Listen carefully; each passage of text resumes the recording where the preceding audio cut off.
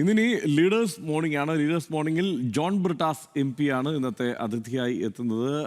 Shri John Brittas, good morning. ഇന്നലെ ഇപ്പോൾ Aishe ഘോഷിനെ arrest ചെയ്യാനുള്ള ഡൽഹി പോലീസിന്റെ നീക്കം നമ്മൾ കണ്ടു. അത് തുടർന്നുകൊണ്ടേയിരിക്കുന്ന സാഹചര്യവുമുണ്ട്. എങ്ങനെ നേരിടാനാണ് CPIM ഒരുങ്ങുന്നത്?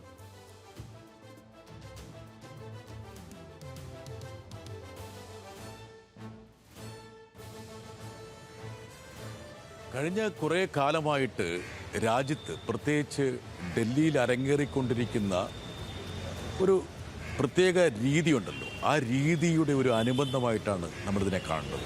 പക്ഷേ ഈ ഒരു ലെവലിലേക്ക് ഡൽഹി പോലീസ് മാറുമെന്ന് ഞങ്ങളാരും നനച്ചിരുന്നില്ല. ഇപ്പോൾ കഴിഞ്ഞ 20-ാം തീയതിയിലെ പാർലമെൻറ്റ് മാർച്ചിനോട് ഡൽഹി പോലീസും കേന്ദ്രസേനയും അവലംബിച്ചിട്ടുള്ള നടപടികളും അവരുടെ സമീപനമൊക്കെ നമുക്കെല്ലാവർക്കും അറിയാം.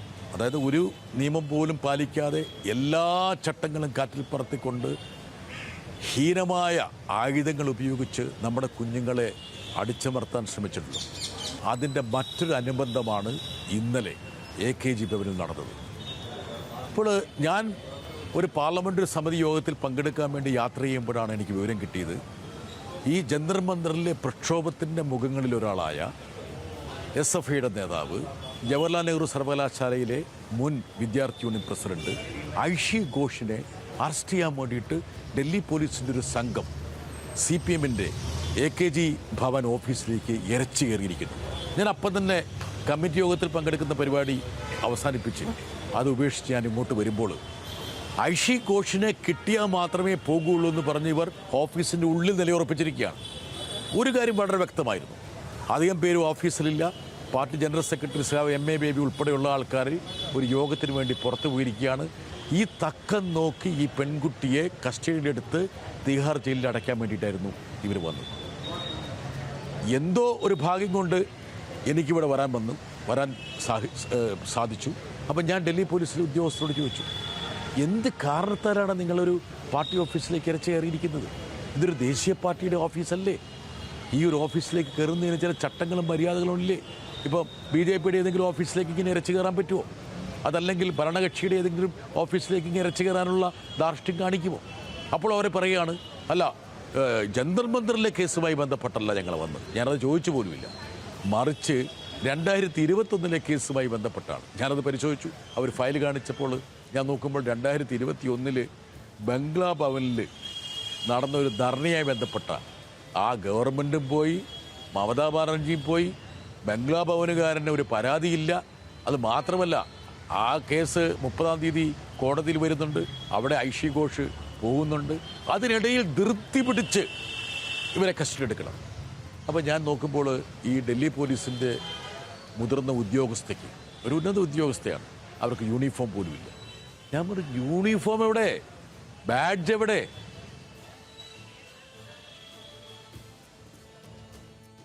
ബ്രിട്ടസ് അത് തന്നെയാണ്. അപ്പോൾ ഇതിൽ ഈ ഐഷിക്കെതിരെ ഡൽഹി പോലീസിൻ്റെ ഒരു കരുതിക്കൂട്ടിയുള്ള നീക്കം തന്നെയാണ് എന്ന് വേണമെങ്കിൽ കരുതാമല്ലോ. കാരണം ഈ നേരിട്ട് ജന്തർ മന്ദർ പ്രക്ഷോഭമാണ് ഇതിന് കാരണം എന്ന് പറയുന്നില്ലെങ്കിൽ കൂടി ജന്തർ മന്ദറിലെ പ്രക്ഷോഭത്തിൻ്റെ തുടർച്ചയായുള്ള ഒരു പ്രതികാര നടപടി എന്ന് വേണമെങ്കിൽ കാണാം. കാരണം ഐഷി ഘോഷ് ഇതിൻ്റെ ആസൂത്രകരിൽ ഒരാളാണ് എന്ന് ഓർഗനൈസറും RSSും ഒക്കെ തന്നെ പറയുന്ന സാഹചര്യം ഉള്ളപ്പോൾ സ്വാഭാവികമായും ആ നിലയ്ക്ക് തന്നെ വേണ്ട കാണാൻ.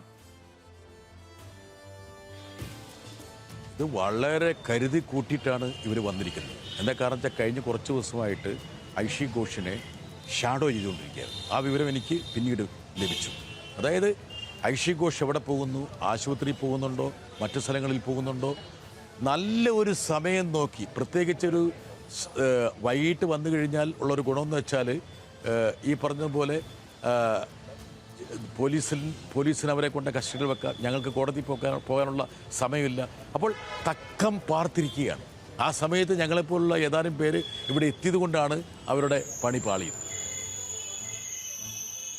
ഇപ്പോൾ ഈ CPIM ആണ് ഇത്, അല്ലെങ്കിൽ ഇടത് സംഘടനകളാണ്, ഇടത് പാർട്ടികളാണ് ഈ ജന്തർ മന്ദറിലെ പ്രക്ഷോഭത്തിന് ഒരു പ്രത്യയശാസ്ത്ര പിന്തുണ നൽകിയത്, അതിന് അടിത്തറ ഒരുക്കിയത് എന്നൊക്കെ മട്ടിലുള്ള പ്രചാരണം വളരെ സജീവമായി RSS നടത്തുന്നുണ്ട്. ഓർഗനൈസറിൽ തന്നെ നേരത്തെ ഞാൻ സൂചിപ്പിച്ചല്ലോ, വാർത്ത വന്നതാണ്, അവർ ലേഖനം എഴുതിയിരിക്കുന്നത് ആ മട്ടിലാണ്. അപ്പോൾ അങ്ങനെ ഒരു പ്രതികാര നടപടി, അങ്ങനെ ഒരു ആലോചന, അതിൻ്റെ ബാക്കിയായുള്ള സർക്കാരിൻ്റെ നടപടി, അങ്ങനെ വേണോ ഇതിനെ കരുതാൻ? അല്ല, ഞങ്ങൾക്ക് ഇതുപോലുള്ളൊരു തോന്നിവാസം ഡൽഹി പോലീസിൻ്റെ ഭാഗത്തു നിന്നുണ്ടാവുമെന്ന് ഞങ്ങൾ ഒരിക്കലും ചിന്തിച്ചില്ല. എന്താ കാരണം എന്ന് വെച്ചാൽ ഇവർ പറയുന്ന ഈ കേസുമായി ബന്ധപ്പെട്ട എന്തോ ഒരു വാറണ്ട് അവർക്ക് ഐഷി ഘോഷിന് സെർവ് ചെയ്യാൻ പറ്റിയില്ല.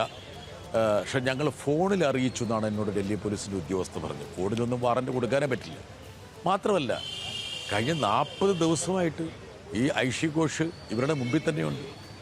ജന്തർ കഴിഞ്ഞ എത്രയോ 36 ദിവസം സമരത്തിലുണ്ടായിരുന്നു. CPM ഇടതുപക്ഷ സംഘടനകളെയും ടാർഗറ്റ് ചെയ്യണമെന്നുള്ളത് ആഭ്യന്തര വകുപ്പിൻ്റെയും RSSൻ്റെയും സംഘ് പരിവാറിൻ്റെ തീരുമാനമാണ്.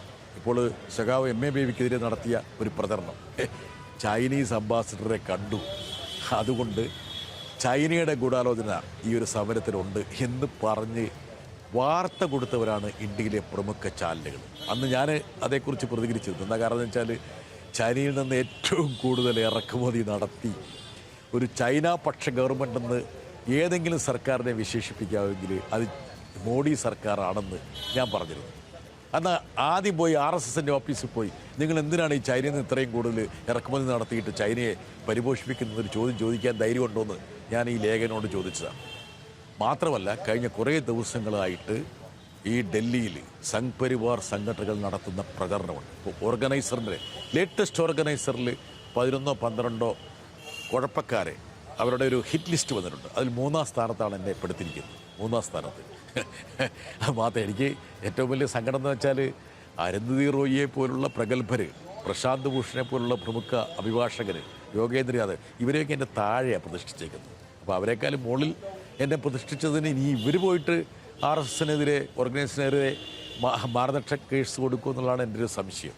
എന്തായാലും വളരെ വ്യക്തമാണ്, ഈ ഒരു സമരത്തിൻ്റെ പിന്നിൽ ഇടതുപക്ഷ സംഘടനകളുണ്ട് എന്നും ഈ ഒരു സമരത്തിന് ദിശാബോധവും നിശ്ചയദാർഢ്യവും പകരുന്നതിൽ ഇടതുപക്ഷ സംഘടനകളുടെ പങ്ക് നിസ്തൂലമാണെന്നുള്ള ഒരു ധാരണ സംഘ് പരിവാർ സംഘടനകൾക്കുണ്ട്. ഡൽഹിയിലെ പ്രമുഖ പത്രമായിട്ടുള്ള ടൈംസ് ഓഫ് ഇന്ത്യ വളരെ വിശദമായിട്ട് അതേക്കുറിച്ച് ഒരു വാർത്ത എഴുതുകയും ചെയ്തിരുന്നു. അത് മാത്രമല്ല, BJP വക്താവും IT സെല്ലിൻ്റെ ഉത്തരവാദപ്പെട്ട ആളുമായ അമിത് വാളവിയ ഇടതുപക്ഷ സംഘടനകളെ പേരെടുത്ത് പറഞ്ഞുകൊണ്ട് വിമർശിക്കുകയുണ്ടായി. അപ്പോൾ ഇതെല്ലാം കൂടി കൂട്ടി വായിക്കുമ്പോൾ വളരെ വ്യക്തമാണ് ഇടതുപക്ഷത്തെ ടാർഗറ്റ് ചെയ്യാൻ വേണ്ടിയിട്ടുള്ള പരിപാടിയാണ്. അത് മാത്രമല്ല ഹർഷൻ, അതായത് ഈ ഐഷി ഘോഷിനെ അറസ്റ്റ് ചെയ്യേണ്ടത് ഇവർക്കൊരു ആവശ്യം. എന്താ കാരണം എന്ന് വെച്ചാൽ ഈ സമരത്തിൻ്റെ മുഖങ്ങളെ ഒന്നൊന്നായി ഞങ്ങൾ അരിഞ്ഞ് വീഴ്ത്തും എന്നൊരു സന്ദേശം ഈ സമരത്തിൽ ഭാഗവാക്കായ വിദ്യാർത്ഥികൾക്കും ഈ സമരവുമായി ബന്ധപ്പെട്ട എല്ലാവർക്കും നൽകി ദേശീയ തലത്തിൽ തന്നെ അങ്ങനെ ഒരു സന്ദേശം നൽകേണ്ടത് ആവശ്യമാണെന്നുള്ള ഒരു തിരിച്ചറിവിലാണ് അമിത്ഷാ. അതുകൊണ്ടാണ് ഐഷി ഘോഷിനെ തേടിയെത്തിയത്. റൈറ്റ്. ഇതിൽ ഈ നേരത്തെ തന്നെ ഈ സമരത്തിന് മുമ്പ് ഐഷി ഘോഷിനെ ഈ CJPയുടെ സമര പരിപാടിയിൽ സഹകരിക്കുന്നതിന് വേണ്ടി പാർട്ടി തന്നെ നിയോഗിച്ചിരുന്നു എന്ന് MA ബേബി നേരത്തെ വെളിപ്പെടുത്തിയതാണ്. പക്ഷേ അതെല്ലാം അങ്ങനെയൊക്കെയുള്ള ഒരു സാഹചര്യം നിലനിൽക്കുന്നത് കൊണ്ട് അങ്ങനെ സംശയിക്കുകയോ അതിനനുസരിച്ചുള്ള നടപടികളിലേക്കൊക്കെ കേന്ദ്ര സർക്കാർ കടക്കുകയോ ഒക്കെ ചെയ്തേക്കാം. പിന്നെ ഈ കേസ് വരുന്നതിന് കാരണം ഐഷി ഘോഷൊക്കെ നേരത്തെ സംഘടനാ പ്രവർത്തനത്തിൽ നിലനിൽക്കുന്ന ആളുകളായതുകൊണ്ട് അവരുടെ പേരിൽ കേസുണ്ട്. പക്ഷേ CJP നേതാക്കൾ അങ്ങനെ നിരന്തരം ഇതിന് തൊട്ടു മുമ്പ് സമരമുഖത്ത് ഉണ്ടായിരുന്നവരല്ലാത്തത് കൊണ്ട് അവരുടെ പേരിൽ വേറെ കേസില്ല. ഇപ്പോൾ CJPയുടെ ക്കെതിരെ ഈ ജന്തർ മന്തർ പ്രക്ഷോഭവുമായി ബന്ധപ്പെട്ട് അല്ലെങ്കിൽ നീറ്റ് പ്രക്ഷോഭവുമായി ബന്ധപ്പെട്ട് നടപടി സ്വീകരിക്കുന്നില്ലെങ്കിലും ഇതുപോലെ ഐഷി ഘോഷിനെ പോലെ സംഘടനാ രംഗത്തുള്ളവർക്കെതിരെ തീർച്ചയായും നടപടി ഉണ്ടാകും എന്ന് തന്നെയല്ലേ ലഭിക്കുന്ന സൂചന? അല്ല, ഞങ്ങൾ ഈ ഡൽഹി പോലീസിൻ്റെ ഈ തറവാഴ്ചയെക്കുറിച്ച് കഴിഞ്ഞ ഒരുപാട് ദിവസങ്ങളായിട്ട് പ്രതികരിച്ചുകൊണ്ടിരിക്കുകയാണ്. ഇന്നലെയും പാർലമെൻറ്റ് സ്തംഭിച്ചിരുന്നു. ഇന്ന് പാർലമെൻറ്റ് ആരംഭിക്കുമ്പോൾ ഈ വിഷയം ഞങ്ങൾ ഉന്നയിക്കാൻ തീരുമാനിച്ചിരിക്കുകയാണ്. മാത്രമല്ല, ഇത് പൗരസ്വാതന്ത്ര്യം മാത്രമല്ല, ഇന്ത്യൻ ജനാധിപത്യം എന്നുള്ളത് കക്ഷി രാഷ്ട്രീയത്തെ അടിസ്ഥാനപ്പെടുത്തിയിട്ടുള്ള ഒരു പാർലമെൻ്ററി സംവിധാനമാണ്. അപ്പോൾ ഏറ്റവും പ്രധാനപ്പെട്ട വിലപ്പെട്ട കണ്ണികളെന്ന് പറയുന്നത് രാഷ്ട്രീയ പാർട്ടികളാണ്. CPM ഒരു ദേശീയ രാഷ്ട്രീയ പാർട്ടിയാണ്. ഞങ്ങളിപ്പോൾ ഞങ്ങളുടെ എണ്ണം പാർലമെൻറ്റിൽ കുറവാണ്, 7-8 MPമാരേ ഉള്ളൂ. പക്ഷേ എങ്കിൽ പോലും ഒരു ദേശീയ പാർട്ടിയായിട്ടുള്ള CPMൻ്റെ ഓഫീസിലേക്ക് ഇരച്ചു കയറി വരാനുള്ള ഒരു ധാർഷ്ട്യം ഇവർ കാണിക്കുന്നുണ്ടെങ്കിൽ ഈ പാർലമെൻ്ററി ജനാധിപത്യത്തിൻ്റെ ഏറ്റവും പ്രധാനപ്പെട്ട നിദാനമായിട്ടുള്ളൊരു പ്രതിപക്ഷമെന്നുള്ള ഒരു സങ്കല്പമുണ്ടല്ലോ, ആ സങ്കല്പത്തെ തങ്ങൾക്ക് പുല്ല് വിലയാന്നുള്ള സന്ദേശമല്ലേ ഇവർ കൊടുക്കുന്നത്. അപ്പോൾ ഈ വിഷയങ്ങളൊക്കെ ഞങ്ങൾ ശക്തിയായിട്ട് ഉയർത്തുന്നതാണ്. അമിത്ഷായ്ക്ക് യഥാർത്ഥത്തിൽ അധികാരത്തിൽ തുടരാൻ യാതൊരുവിധ അവകാശവുമില്ലെന്ന് ഈ സംഭവത്തോടു കൂടി തന്നെ വ്യക്തമായിരിക്കും. ഈ നിയമസഹായത്തിന് വേണ്ടി പരസ്പരം സഹകരിച്ച് പോകണം എന്നുള്ള മട്ടിൽ നേരത്തെ തന്നെ CJP പ്രസ്താവന പുറപ്പെടുവിച്ചിരുന്ന ഒരു വാർത്താ സമ്മേളനം തന്നെ നടത്തി. കപിൽ സിബൽ വന്നു, അവിടെ നിയമസഹായത്തിനായുള്ള ആദ്യ സംഭാവന അദ്ദേഹം നൽകി. ആ നിലയ്ക്കൊക്കെ കാര്യങ്ങൾ നീങ്ങുന്നുണ്ട്. ഇത്തരം തുടർ നടപടികളിലും പരസ്പരം സഹകരിച്ച് തന്നെ മുന്നോട്ട് പോകുമോ? തീർച്ചയായിട്ടും. ഞാൻ ഇന്നലെ പ്രമുഖ അഭിഭാഷകനും എൻ്റെ സഹപ്രവർത്തകനുമായ കപിൽ സിബാലുമായിട്ട് സംസാരിച്ചിരുന്നു. അദ്ദേഹം ഒരു നിയമസഹായ സംവിധാനം ഏർപ്പെടുത്തുന്നുണ്ട്. അദ്ദേഹം സ്വന്തം നിലയ്ക്ക് 1 കോടി രൂപയാണ് ആ ഒരു കർമ്മ പദ്ധതിക്ക് വേണ്ടിയിട്ട് അദ്ദേഹം മാറ്റിവെച്ചിരിക്കുന്നത്. അപ്പോൾ ഞാൻ അദ്ദേഹത്തോട് അഭ്യർത്ഥിച്ചു, ഇത് ഞങ്ങൾക്ക് ഒരുപാട് പ്രശ്നമുണ്ട്, ഈ സമരത്തെ പിന്തുണച്ചു എന്ന് പറയുന്ന കോൺഗ്രസ് ഭരിക്കുന്ന കേരളത്തിൽ പോലും ഒരുപാട് കേസുകൾ എടുത്തിട്ടുണ്ട്. അപ്പോൾ അദ്ദേഹം അതിശയിച്ചു, അങ്ങനെ കേരളത്തിൽ സംഭവിച്ചു എന്ന് അദ്ദേഹം ചോദിച്ചു. എന്തായാലും അദ്ദേഹത്തെ പോലുള്ള ഞങ്ങളുമായി ബന്ധപ്പെടുന്ന നിരവധി അഭിഭാഷകരുടെ സഹായത്തോടു കൂടി എങ്ങനെ മുമ്പോട്ട് പോകണം എന്ന കാരണം എന്ന് വെച്ചാൽ ഈ അടിച്ചമർത്തൽ, അമിതാധികാര ഈ രഥയോട്ടത്തെ പ്രതിരോധിക്കേണ്ടത് ആവശ്യമാണ്. മാത്രമല്ല ഹർഷൻ, ഈ ജന്തർ മന്ദിറിലെ സമരത്തിൻ്റെ ഒരു വിജയമെന്ന് പറയുന്നത് ഈ അസ്തമിച്ചു കൊണ്ടിരിക്കുന്ന ഒരു ജനാധിപത്യത്തിൻ്റെ ഒരു ഇടമുണ്ടല്ലോ, ആ ഇടം തിരിച്ചു പിടിച്ചു എന്നുള്ളതാണ്. നമ്മുടെയൊക്കെ, ഞാൻ ഉദ്ദേശിക്കുന്ന ഞങ്ങളല്ല, പൊതുവെ പൊതുപ്രവർത്തകരെ ചൂഴ്ന്നു നിന്നിരുന്ന ആ ഭയത്തിൻ്റെ ഒരു കാർമേഘമുണ്ടല്ലോ, അല്പം നീങ്ങിത്തുടങ്ങി. മാത്രമല്ല ഈ ജന്തർ മന്ദിർ ഒരു വഴിത്തിരിവാണ്, നിർണായകമായിട്ടുള്ള ഒരു നാഴികക്കല്ലാണ്. നമ്മുടെ സ്ഥാപനങ്ങളുണ്ടല്ലോ, അതായത് എക്സിക്യൂട്ടീവിന് ഇങ്ങനെ പൂർണ്ണമായും കിഴങ്ങിക്കൊണ്ടിരിക്കുന്ന സ്ഥാപനങ്ങൾക്ക് അല്പം തൻ്റെ ഇടവും ധൈര്യവും പകരാൻ അത് വഴിവെക്കുമെന്നാണ് ഞങ്ങളുടെ ഉത്തമ വിശ്വാസം. റൈറ്റ്. അപ്പോൾ എന്തായാലും ഇന്ന് പാർലമെന്റിൽ വിഷയം ഉന്നയിക്കും അല്ലേ? പാർലമെന്റിൽ ഇന്ന് ഉന്നയിക്കും. ഇന്ന് അല്ലെങ്കിൽ തന്നെയും അമിത്ഷയുമായി ബന്ധപ്പെട്ട, അല്ലെങ്കിൽ ഡൽഹി പോലീസിൻ്റെ ഈ നരനായാട്ടുമായി ബന്ധപ്പെട്ട വിഷയം ഉന്നയിക്കാൻ ഞങ്ങൾ ഇരിക്കുകയായിരുന്നു. പക്ഷേ ഇതുകൂടി വന്നതുകൂടി അത് ഒന്നും കൂടി സ്പഷ്ടമായിട്ട്, വ്യക്തമായിട്ട് അത് ഇന്ന് പാർലമെന്റിൽ ഉയർത്തുന്നതാണ്. റൈറ്റ്. നന്ദി ജോൺ ബ്രിട്ടാസ്, ഈ ഘട്ടത്തിൽ പ്രതികരിച്ചതിനും സഹകരിച്ചതിനും.